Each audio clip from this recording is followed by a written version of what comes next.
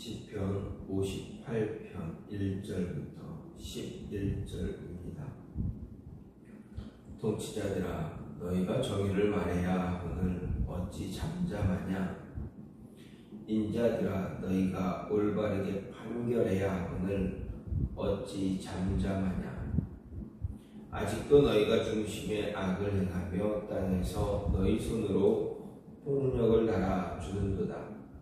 악인은 모태에서부터 멀어졌으며 나면서부터 곁길로 나아가 거짓을 말하는도다. 그들의 독은 뱀의 독 같으며 그들은 귀를 막은 귀머거리 독사 같으니 술사에 흐르는 소리도 듣지 않고 능숙한 술객의 요술도 따르지 아니하는 독사로다. 하나님이여, 그들의 입에서 이를 꺾으소서. 여호와여, 젊은 사자의 어금니를 꺾어내시며 그들의 급히 흐르는 물같이 사라지게 하시며 겨누는 화살이 꺾임 같게 하시며 소멸하여 그는 달팽이 같게 하시며 만삭되지 못하여 출생한 아이가 햇빛을 보지 못함 같게 하소서. 가시나무 불이 가마를 뜨겁게 하기 전에 생나무든지 불붙는 나무든지 강한 바람으로 휩쓸려 가게 하소서. 의인이 악인의 보복당함을 보고 기뻐하며 그의 발을 악인의 피에서 씻으리로다. 그때 사람의 말이 진실로 의인에게 갚음이 있고 진실로 땅에서 심판하시는 하나님이 계시다 하리로다. 아멘. 오늘 말씀은 시편 58편 1절부터 11절 말씀입니다. 시편 58편은 시편에 나오는 세 편의 저주시 가운데 첫 번째로 다윗이 지은 시입니다.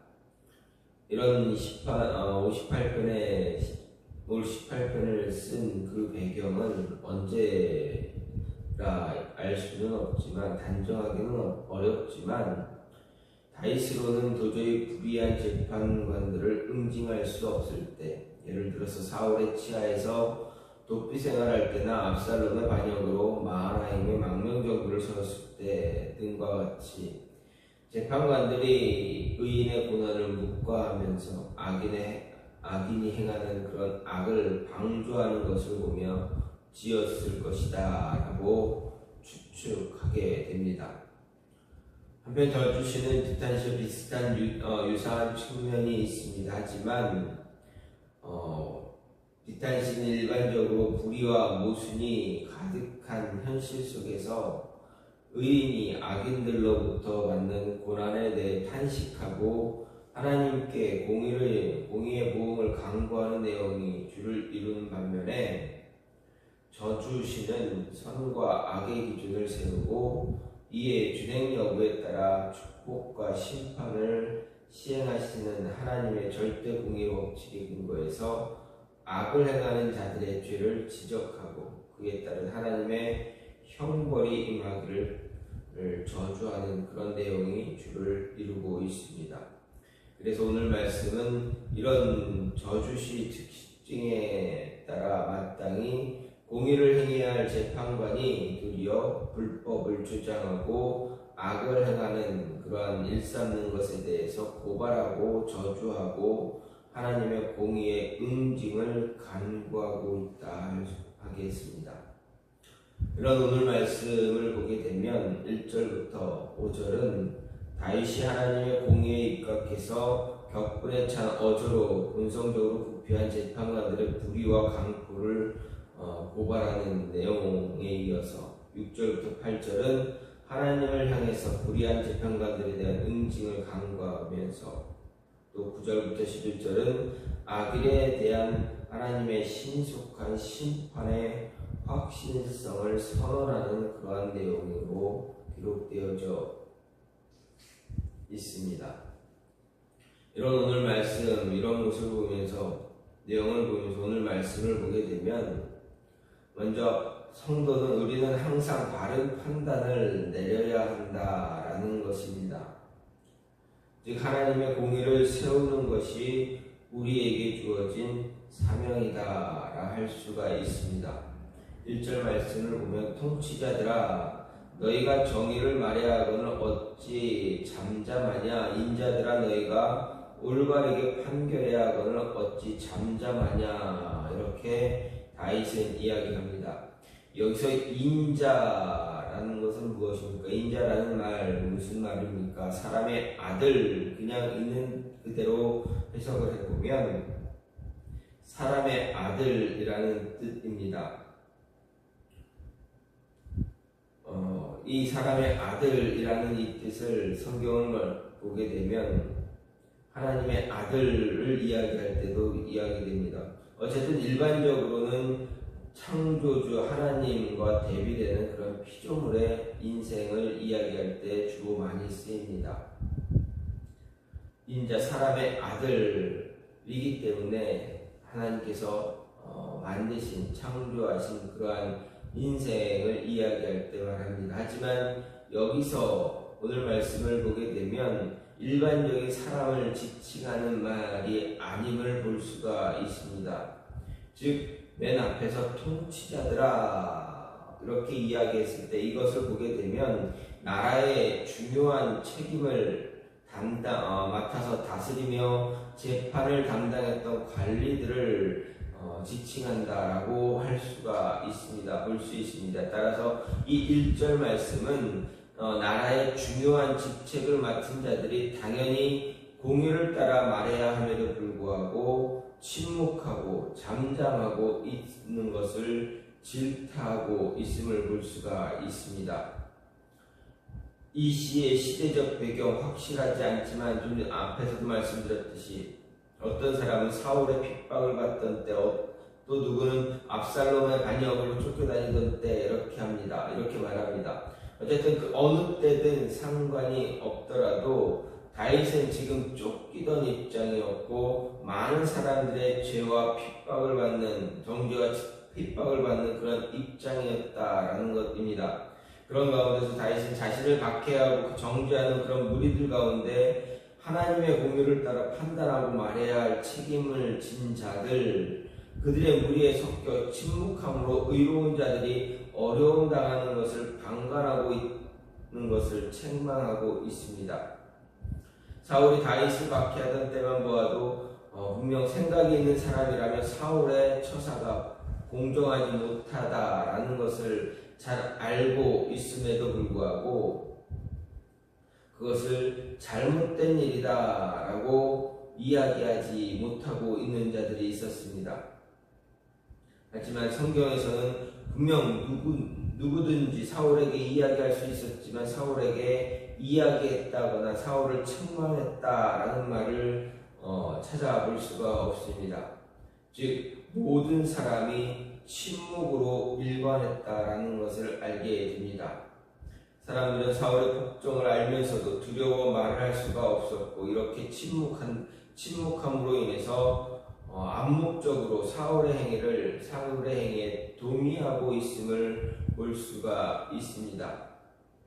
어떻게 보면 사울의 행위를 암묵적으로 동의함으로 인해서 자신들도 사울과 같은 마음을 가졌다라는 것입니다. 사울이 어떤 마음으로 다윗을 괴롭혔습니까? 자신의 왕권을 위협한다라는 그런 명맥하에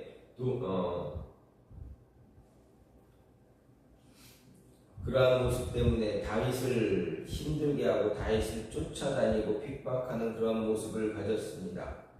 아마도 사울 주변에 있는 이 많은 재판관들, 통치자들, 이 모든 사람들도 사울과 같은 생각을 했을지도 모릅니다. 자신의 자리가 위협받을까봐 사울이 행하는 그 모습에 암묵적으로 동의하면서 침묵했다라는 것입니다. 그렇다면 옳지 못한 일을 옳지 못하다 말하지 못하고 의인을 지켜 변호하지 않는 자들 그들 모두가 다 공범이다 할 수가 있습니다. 자신의 자리, 자신의 직책을 지키기 위해서 똑같이 사울 왕과 같은 모습을 가졌다라고 할 때 그들 역시도 공범이 된다라고 할 수가 있습니다. 따라서 우리는 항상 바른 판단을 내릴 수 있어야 하고 또 바른 판단을 통한 행동이 뒤따라야 한다라는 것 잊지 말아야 합니다. 그렇기에 우리는 성도는 언제나 올바른 판단을 내리고 그 올바른 판단을 내려서 하나님의 공의를 세우는 것이 우리에게 주어진 사명이다. 우리가 이루어가야 할, 만들어가야 할 그런 모습이다라는 것입니다. 세상은 하나님의 통치가 이루어지는 것이고 또 하나님의 말씀으로 하나님 나라가 이루어져야 합니다. 하나님 나라를 이루고 완성해 나가기 위해서 우리는 우리의 삶에서 이러한 바른 판단을 내리고 그 바른 판단을 내릴 뿐만 아니라 행동할 수 있는 모습을 가져야 한다라는 것입니다. 또 한 가지는 악한 생각으로부터 마음을 지킬 줄 알아야 합니다. 2절 말씀을 보면 다윗이 이야기합니다. 아직도 너희가 중심에 악을 행하며 땅에서 너희 손으로 폭력을 달아주는도다 이렇게 말합니다. 1절에서 중요한 직책을 가진 그러한 통치자들을 향해서 왜 공의를 이야기하지 못하고 왜 침묵하는가에 대해서 다윗은 책망을 했습니다.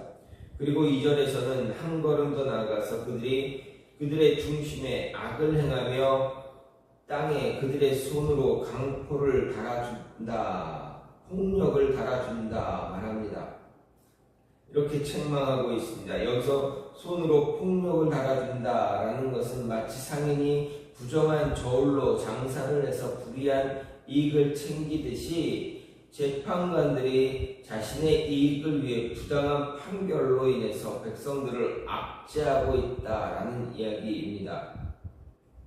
즉 공의를 선포하고 행하며 공의를 따라 판단해야 할 막중한 책임을 맡은 자들이 오히려 그 마음에 악한 생각을 품고 부당한 판결을 하고 있다라는 이야기입니다.